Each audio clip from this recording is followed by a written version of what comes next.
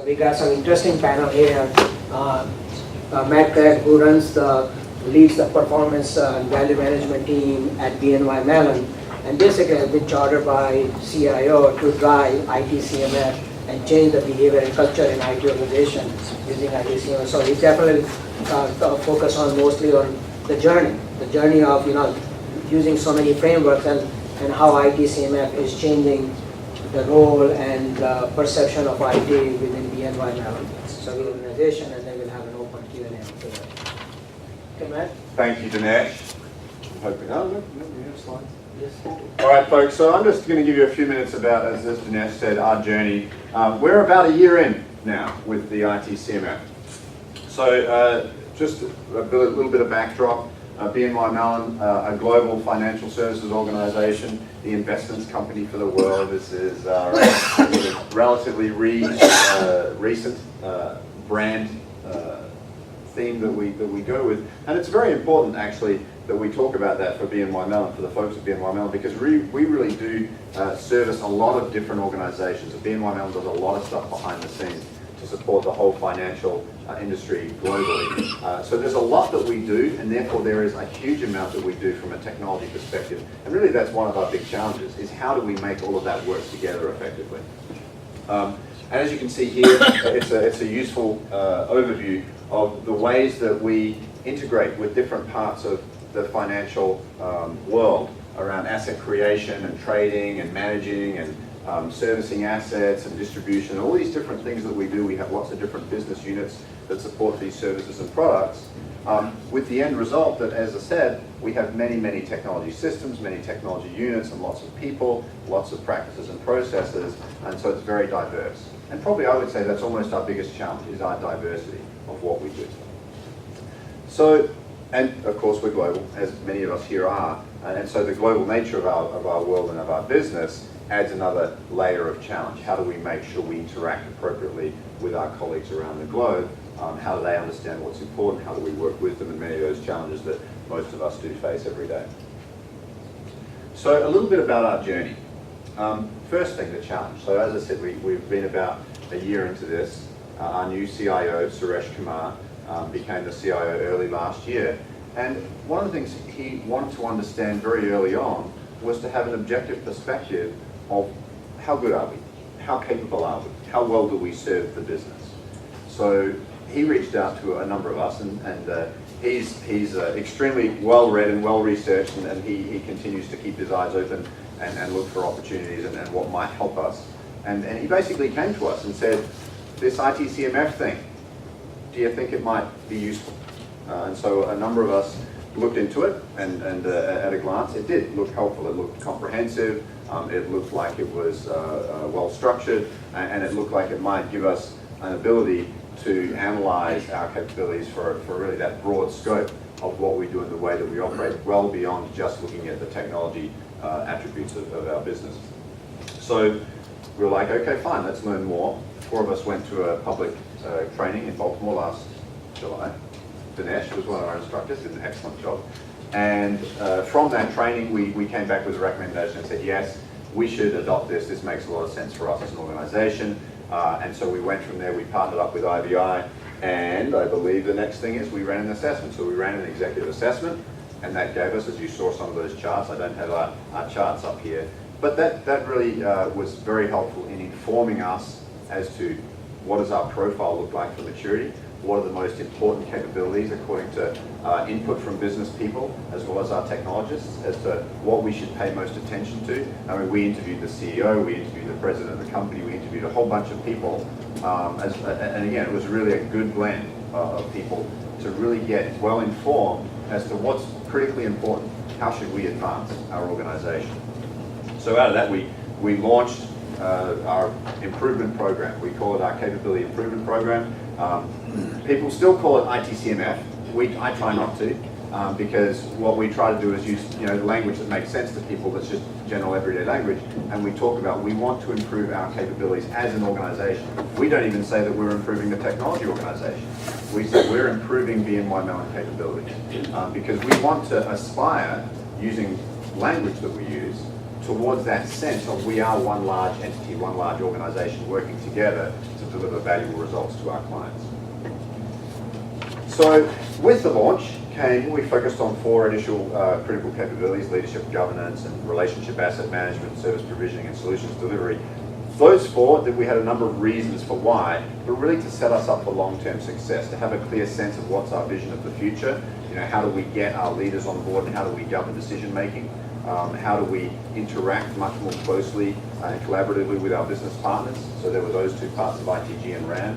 And then of course, how do we make sure that we immediately focus on things like improving system stability and service availability and the service relevance to business needs, and the way that we deliver solutions in terms of, you know, topics like time to market and actually quality of technology in relationship to productivity needs of end users and things like that. So that's how we picked really the first 4 capabilities, and that was really part of launch. Also as part of that, what we did, my team and others, came together to say, how can we build an improvement toolkit that's going to help us advance for all.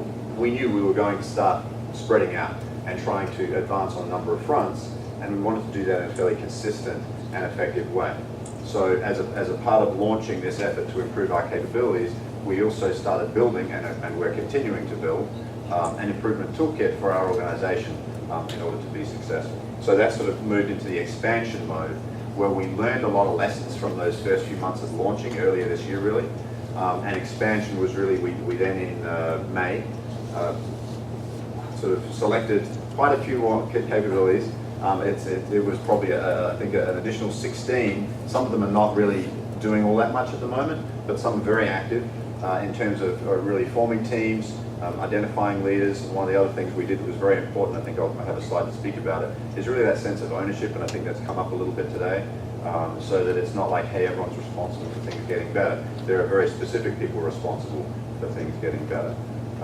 So we expanded the program to cover a number of additional capabilities.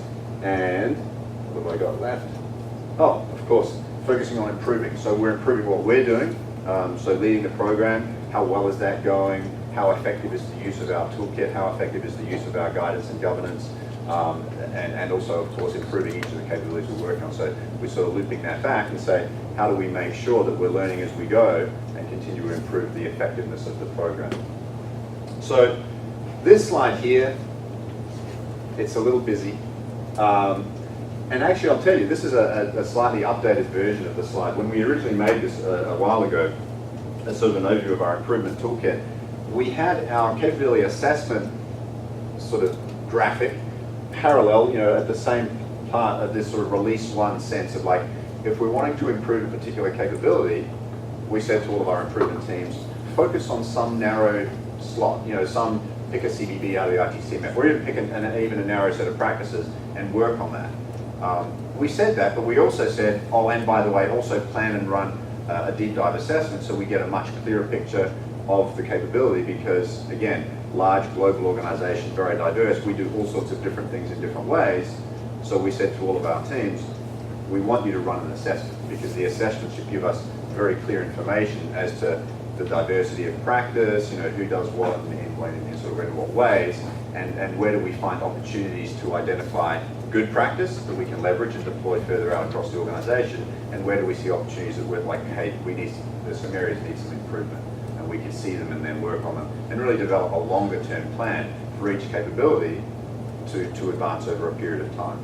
So the executive assessment gave us a good snapshot, but it's a pretty broad brush. It's a pretty low granularity amount of information. Not a lot we could really do in detail with the findings from the executive assessment. So the expectation is to run a detailed assessment to get a better picture.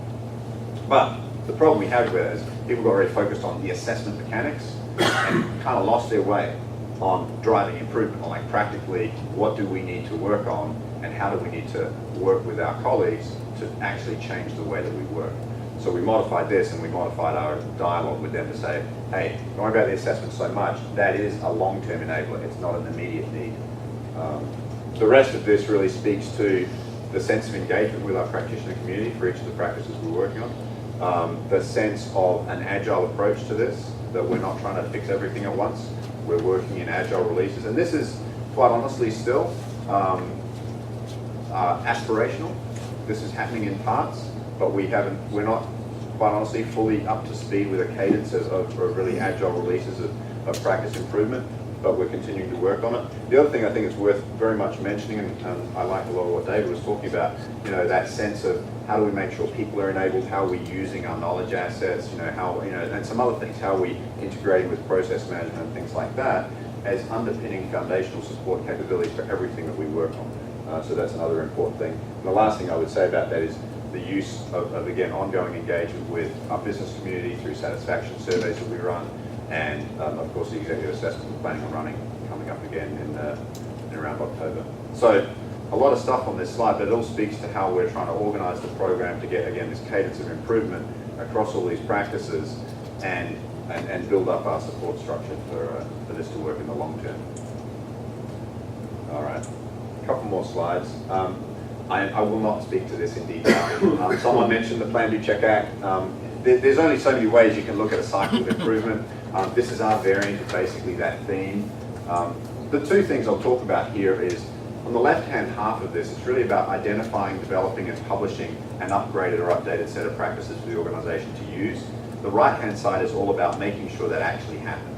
Okay, so are we actually using these practices in different parts of our organization? We're more or less mature at actually using material. And again, I think one of the folks this morning was sort of saying there's a lot of institutional knowledge in people's heads, and we're working on ways to get that sort of get that on paper, get that in a system, for it to become institutionalized knowledge, institutionalized practice, because if we have that, if we have more of a set of standard practices, we can then advise and improve those because they're visible and manageable. And of course, verification, one of the things near and dear to my heart is that sense of, is it truly working, is it effective, is it valuable, and not just in terms of results to the business, but feedback from practitioners, is it working better for them? Are their lives, easier, less 3 in the morning calls, that kind of thing. So this is just a snapshot of the way that we're approaching all this improvement. And I think this is, the last one, or I can make this the last one. The other thing that and again, this is still a work in progress for us, is the skills of the teams that we have, that we've certainly identified the ITCMF as a competency that we want, and we're continuing. We've trained well north of 100 people formally on the ITCMF at this point, and that's continuing to grow. So the ITCMF is a key knowledge area that we're building skill in. Agile project management is another one, so that again we can have that cadence of releases. Leading change is another one, and again something we're still working on. How do we effectively integrate with the rest of our organization to make change actually happen, as opposed to just talk about it? And then of course the right-hand side of this is the whole, well, whichever capability we're working on, what does that look like? What's the base of skill and knowledge and professionalism of practice that needs to be encapsulated and promoted and published to the rest of our community? Because that doesn't happen as consistently as we'd like it to see. So this is sort of our snapshot of how we want to invest and how we are investing in our people across the board. So I will wrap it up with this last one here. Hopefully you get that sense that one of the most important things to us is that we want to integrate the work that we're doing with the daily work of people. We want to integrate it with the work of the business in terms of reaching out to them, understanding what their challenges and opportunities are. Leveraging our relationship with IVI and the rest of the consortium. These events are great for us to meet people, to sort of learn new things, and just to continue that dialogue. So, I can't state strongly enough that I really liked again what David was saying. The collegial work, the wonderful phrase. I'm stealing it completely. Thank you. So there you go. A little bit of an overview of our journey so far. Still a long way to go. So thank you.